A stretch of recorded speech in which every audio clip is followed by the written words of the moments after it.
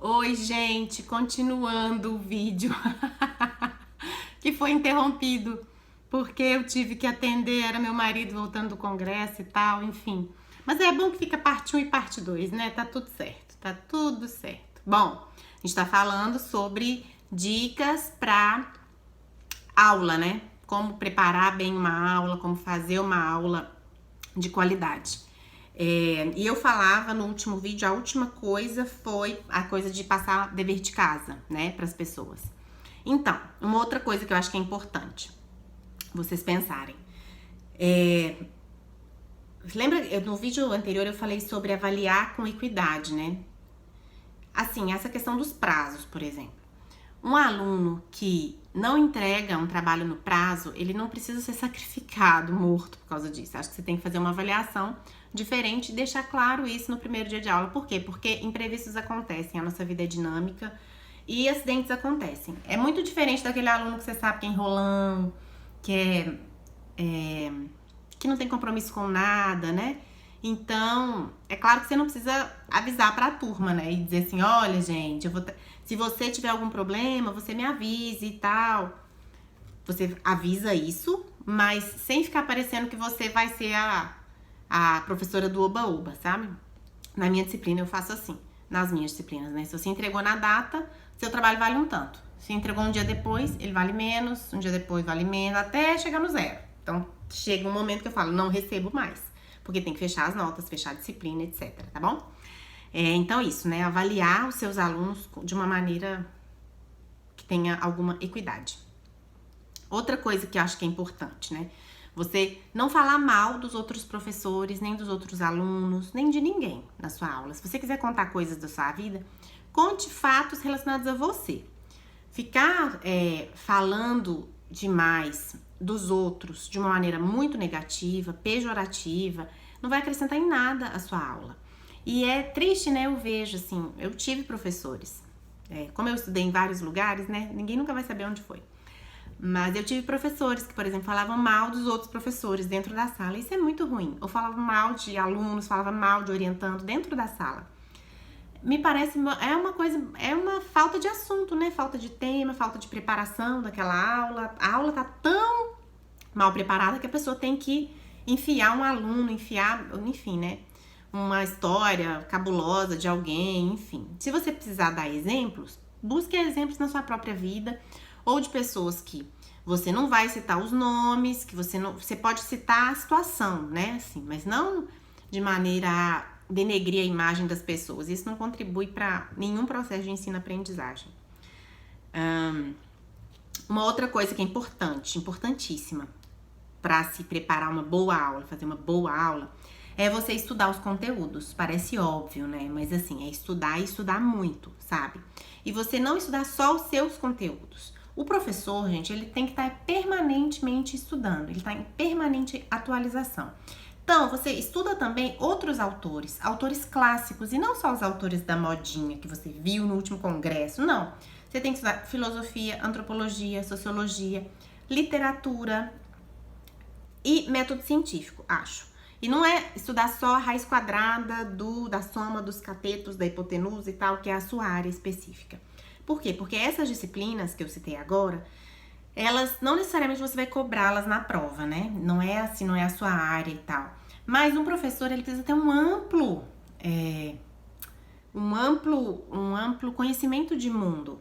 Precisa ter um pensamento científico bem aprimorado, ele precisa ter noções de autores clássicos nessas áreas para ele conseguir ser um professor que realmente entende o processo de ensino, aprendizagem em todas as suas nuances, na minha opinião.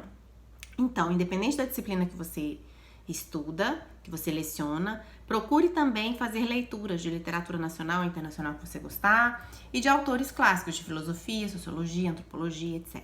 Tá bem? Acho que vale muito a pena e vai enriquecer muito as suas aulas. Você vai, inclusive, poder trazer exemplos desses autores e dessas disciplinas para dentro da sua disciplina, o que vai te dar vai dar uma diferenciada, né, nas suas aulas.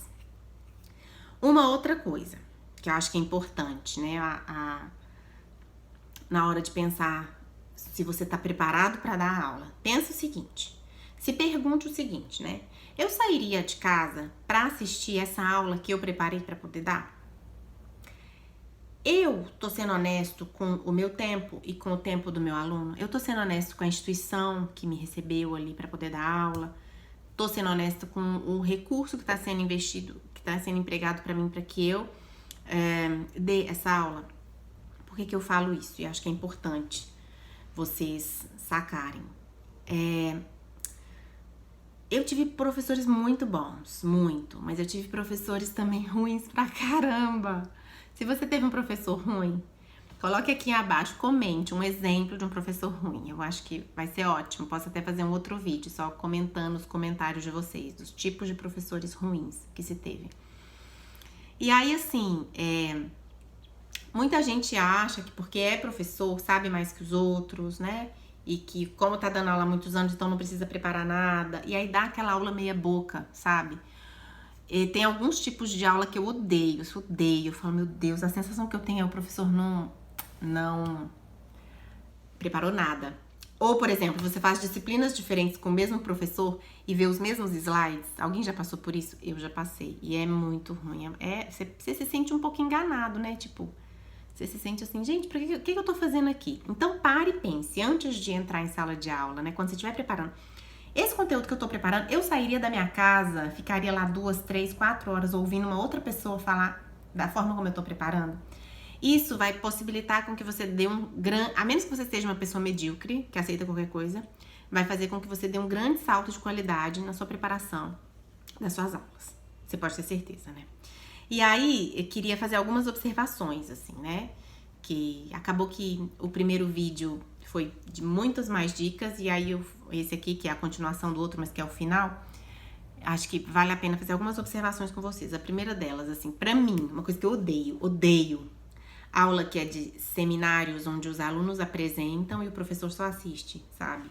Eu odeio isso, odeio. Eu não faço aula assim, eu não gosto. Eu acho que eu me sinto um pouco enganada, eu não sei vocês, sabe aquela aula assim que cada grupo vai ficar com um artigo e aí os grupos vão vir e apresentar. Cada dia um grupo apresenta e dá os seus exemplos, etc e tal.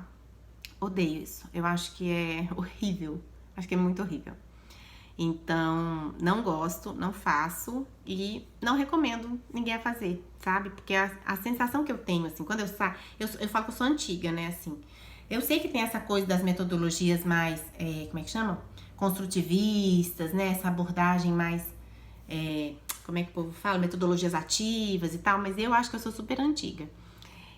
Na minha cabeça, o professor tem um papel ali de conduzir o raciocínio, né? De apontar os caminhos que os outros colegas não têm. Então, não, mas aí o professor amarra no final. Pra mim, fica muito insuficiente, fica uma aula ruim, pra mim. Em especial porque meus colegas, assim...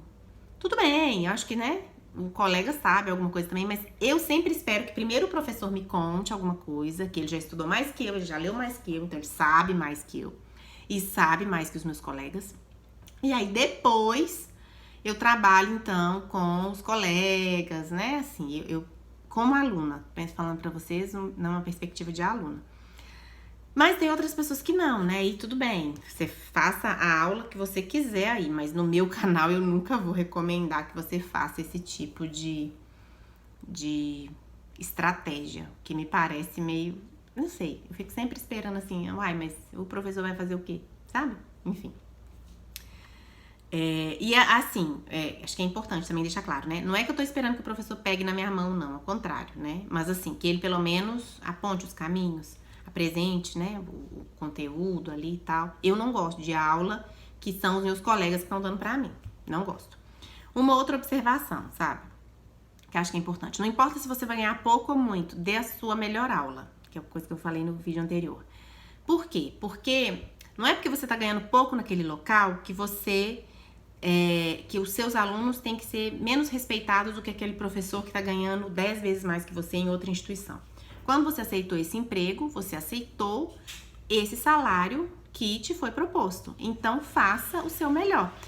Não, mas pode ser que mais pra frente eu ganhe mais, ou que eu ganhe mais em outro local, etc.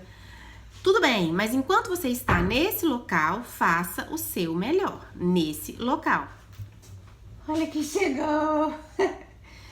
Esse é meu marido, gente. Por isso que a gente tá aqui na Colômbia por causa dele, que ele apresentou trabalho, né, Di? Ai, gente, ele é super tímido. Já tô acabando. Nós vamos sair agora, mas eu tenho que terminar o vídeo, porque senão eu vou perder a linha de raciocínio. Então assim, né? Se você fosse realmente essa Coca-Cola toda, com certeza você teria um salário maior, sendo bem realista, sabe? Assim, às vezes as pessoas querem ser super valorizadas, mas dão aquela aula meia boca, que ninguém entende nada, ou manda os alunos darem a aula. Que tipo de valorização que você quer, meu filho? Presta atenção. Minha opinião. Isso é uma coisa. Uma outra coisa que eu acho que é importante, assim, eu já dei aula particular, né? Eu comecei a dar aula quando eu tinha por volta de 13, 14 anos, assim. Depois eu dei aula na graduação de jornalismo, depois que eu fiz meu mestrado. Depois eu dei aula também na graduação de saúde coletiva, em especializações, em assessoria em especializações na área de assessoria de imprensa e na área de metodologia. Dei aula também no mestrado em saúde coletiva e aí, agora mais recentemente, dei aula lá na firma, no mestrado profissional em saúde coletiva, numa disciplina que eu montei. E fiquei muito assim feliz e realizada pela oportunidade. A minha avó, ela era professora, foi professora há um tempo, né? Minha avó, mãe da minha mãe, que morreu com 103 anos, ela era professora. A minha mãe se formou como professora de estudos sociais e me deu um grande exemplo, porque a minha mãe nunca exerceu a profissão, porque ela falava o seguinte, que ela, nos estágios que ela fez, ela percebeu que ela seria uma péssima professora e ela preferiu continuar como balconista de loja, vendendo tecido e sendo muito feliz, e é o que ela faz até hoje. É um exemplo muito assim de, bom, eu não ia ser boa nisso, não é uma coisa que eu gosto, então eu não vou fazer, porque eu não vou me dar bem. Deixa eu me dar bem com meus clientes lá e tal, enfim. Meu irmão é professor de história, lá na nossa cidade, em Formiga, é um super professor, os alunos adoram ele. Vou colocar aqui o Instagram dele pra vocês seguirem. E aí, assim, os meus professores, eu tenho um carinho imenso pela maioria deles, assim. Eu tive professores muito bons, mas tive professores também que me colocaram muito pra baixo e que se não fosse a estrutura que eu tenho, a estrutura familiar, a estrutura de pensamento mesmo, de sacar que aquilo ali é só um pedaço da minha vida, eu teria tido experiências ruins. Por exemplo, eu tive um professor que uma vez quando eu apresentei um trabalho com outras colegas, ele virou pra gente e falou assim, o trabalho de vocês tá horrível, vocês precisam refazer a coleta de dados, não faz o menor sentido isso que vocês estão propondo. Só porque, ele falou isso por quê? Porque ele não era a área dele, né? Assim, eu sempre fiz, como eu sou jornalista, tanto o meu mestrado quanto o doutorado foram em áreas muito diferentes da minha área mãe, né, digamos assim. E aí, com isso, sendo áreas muito diferentes, eu tive um problema com esse professor. E aí, eu falei com as minhas colegas do grupo, eu falei, gente, nós vamos pegar esse artigo e a gente vai publicar. E a gente publicou, sem mudar nada, assim. Então, tive muitos bons professores também. Mas tive professores que eu olhava e falava assim, gente, o que esse cara tá fazendo ali, sabe?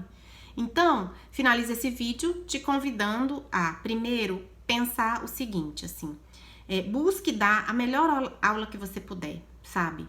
Busque se aprimorar. Não ache que porque você é professor, você sabe muito mais do que aqueles alunos, não sabe. Isso eu tô falando não só pra quem quer dar aula em universidade, mas pra quem quer dar aula no ensino básico, ensino fundamental, sabe?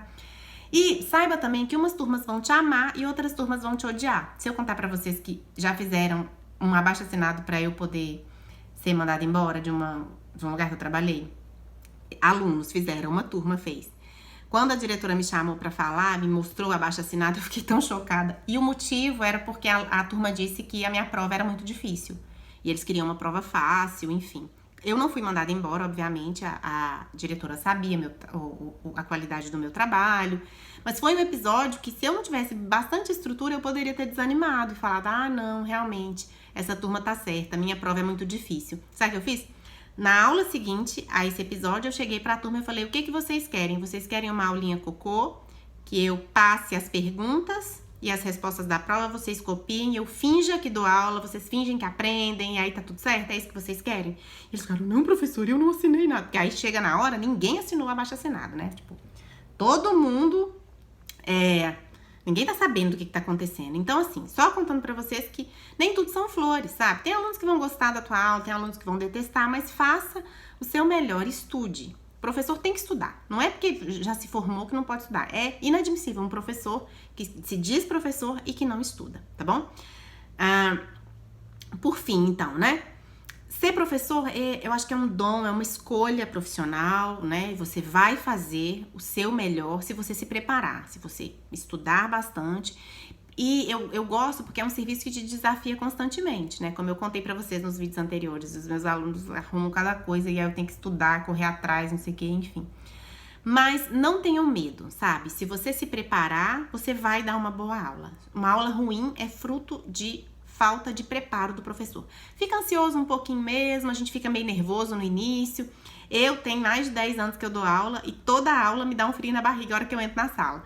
Mas o mais legal é perceber depois que você contribui, nem seja um pouquinho, na construção do conhecimento para aquele aluno ali, para aquela aluna, tá bom? Espero que vocês tenham gostado, ficou imenso o vídeo. Se você chegou agora e não viu o vídeo anterior, você precisa ver, porque tem várias e diversas dicas, acho que umas 15 no outro vídeo, e aí nesse daqui sobrou só um pedacinho.